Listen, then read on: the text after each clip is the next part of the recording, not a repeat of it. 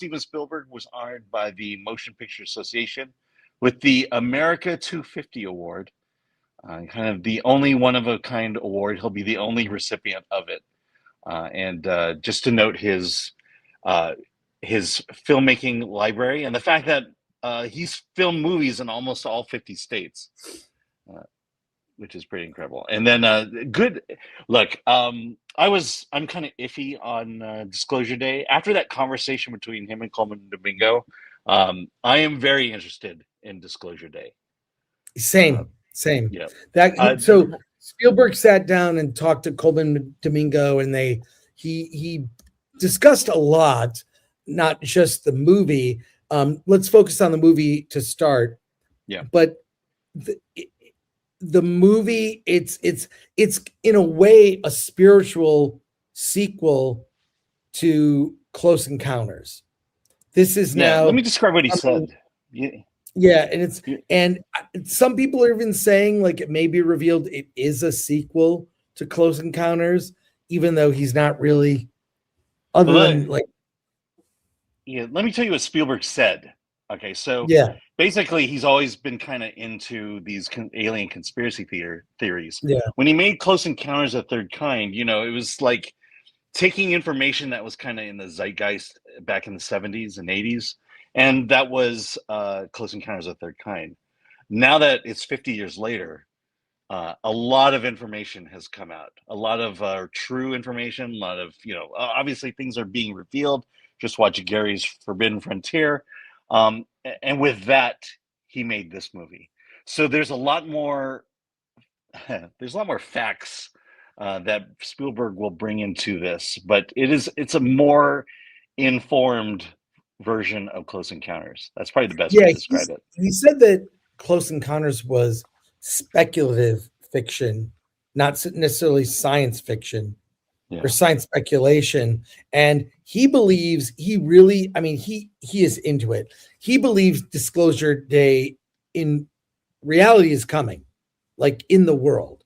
He seems to believe that this is his version of that story. He did also mention that he didn't like when movie trailers ruined the movie.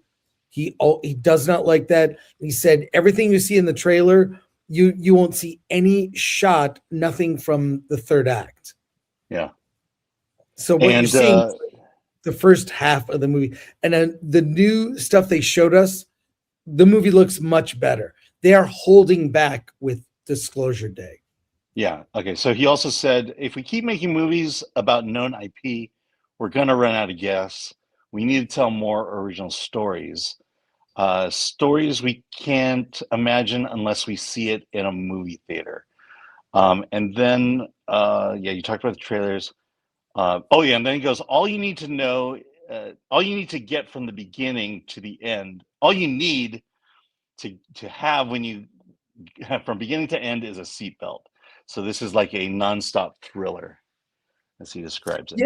Yeah, and we saw a little more of the movie. I think some of us were disappointed with the Disclosure Day trailer, the first one they revealed.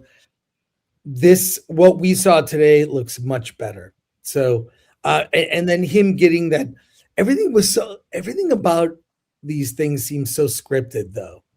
Even his remarks and the Coleman Domingo conversation. But he's so humble. Like with all that Spielberg has achieved, he's so humble. Even at the end, he's self-deprecating. He goes, and, see the movie because I'm not in it. I don't want to. Coleman Domingo's in it, and he's good. You're like Coleman. So he was great. He ended on he's a humble man, which is amazing to see. Yeah. So this is the continuation of the two themes that have been going on at CINEMACON: swinging for the fences, so telling bold stories that takes risks. And the second is original material, original stories. And that's what the studios are locking into.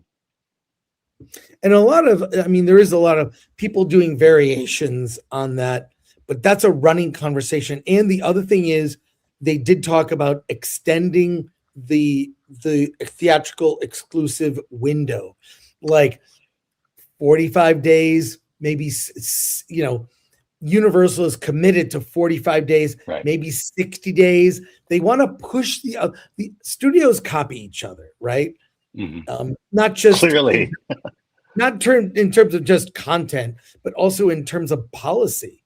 And if all the studios just said 120-day exclusive theaters, even second run, just don't put it. Movies would have more value by taking more time in theaters.